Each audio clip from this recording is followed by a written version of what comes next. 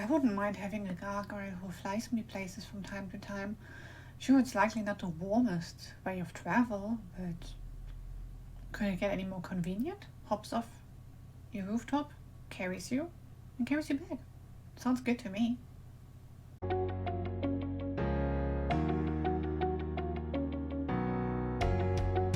Hey guys, welcome back to my channel. I'm Kat, and today I would like to talk about A Song Below Water by Bethany C Morrow, which was also the book of the month for Diversity's Lit, and I will link the book club discussion below and within this video, I think. Tavia's life is dominated by her efforts to keep her identity as a siren hidden, as sirens are regularly persecuted and murdered without repercussions. Her sister, in every sense but the blood relation, is Effie, her best friend and confidant.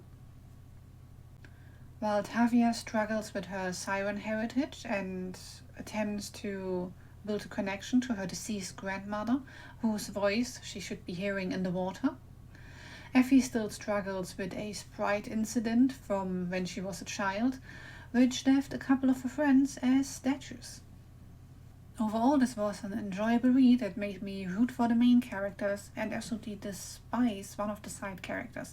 I think this was the most despicable and annoying character I've read as a side character all year. And now she gets her own book, and I am not convinced I want to read that. First off, the world building. It starts off and makes you think that it's just our world, no change. Then Tavia's siren heritage comes into it, and you're like, okay, clearly there are supernatural beings as well, but then more and more of them pop up. Like, one of her teachers is proud of her giant heritage. There are quite a few edokos at the school, and they are quite liked because their abilities are like charm based and don't lend themselves to manipulating other people, at least not in the sense that people fear sirens can manipulate people. And it's quite interesting how it's all woven into it and how it just keeps peeling back layers for you to discover, oh, this species is a thing as well, and this is how it's built into society. Although you don't get to see many actual supernatural beings outside of the kids at school, which are mostly edokos. So people are quite accepting of other species unless you're a siren, because God forbid you could compel somebody to do something they don't want to do. And as a siren, you have to fear to be collared or just murdered without repercussions. It's worth noting that only black women can be sirens, and the parallels to how black people are treated at like protests and generally everywhere else are anything but subtle. It's just like an added layer of yet another reason to discriminate against them with the siren heritage. So there is a scene with a protest that should make you damn uncomfortable for a reason, and it should make you wonder just how much reforming would be necessary to turn the police back into something, or actually turn it into something for the first time that is actually useful to all citizens. I quite liked Tavia and Effie. They have their own problems, their own issues, but they still try to be there for each other and actually talk to each other for the most part. The only time when they don't tell each other something is when one of them thinks, oh my god, she is so busy with her own trash at the moment, I don't need to add to this. But it's never the, oh no, I can't tell her just because I can't, you've seen this in shows and other books plenty, where some characters just don't share something because, oh god, no, I need to bear this burden myself. And yet Tavia and Effie don't do that. Tavia repeats herself quite a few times about her fear of being discovered and how horrible everything is to siren. To me it read repetitive, but then again, if this is part of your everyday life, then it's probably just normal. But I feel like at least one instance of that could have been shortened or cut out, and we would have still gotten the sense that Tavia feels persecuted wherever she goes without her ever doing anything wrong. Effie had a few moments that made me sigh. On the negative side, at some point she tries to talk to another character to get some information that she thinks this guy has, instead of just going through with her plan, she completely clamps up and just says nothing, and like, that was a bit frustrating. But then on the other hand, she has moments like she tries to find out who her father is because her grandmother refuses to tell her. And at some point it becomes apparent that the gargoyle that lives on their rooftop is actually there for Effie, not for Tavia, as they assumed beforehand, that like this gargoyle was there to protect the siren from other people or something.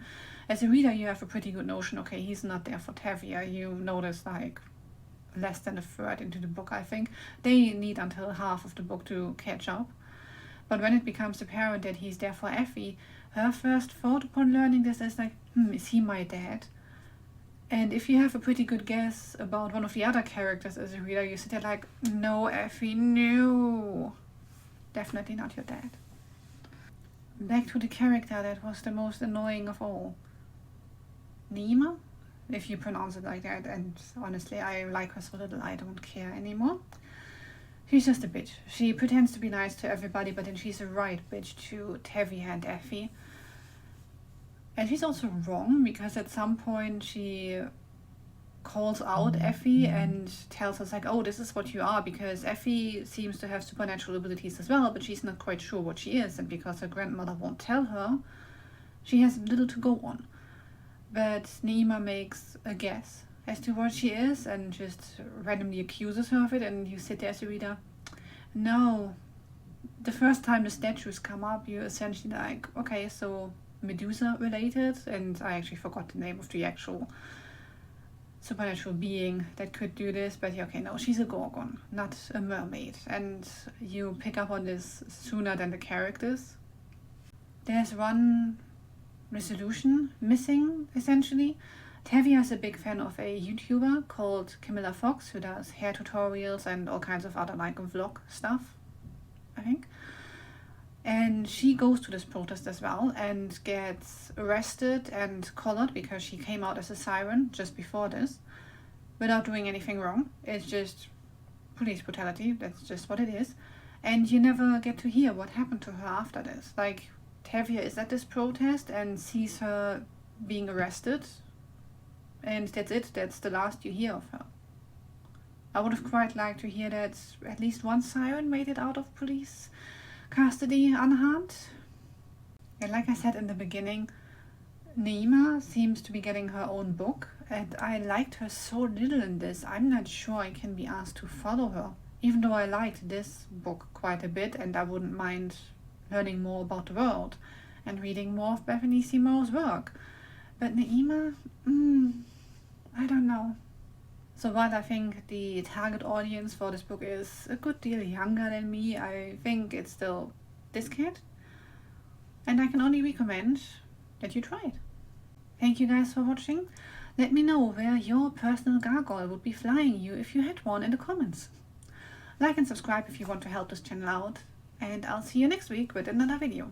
Bye guys!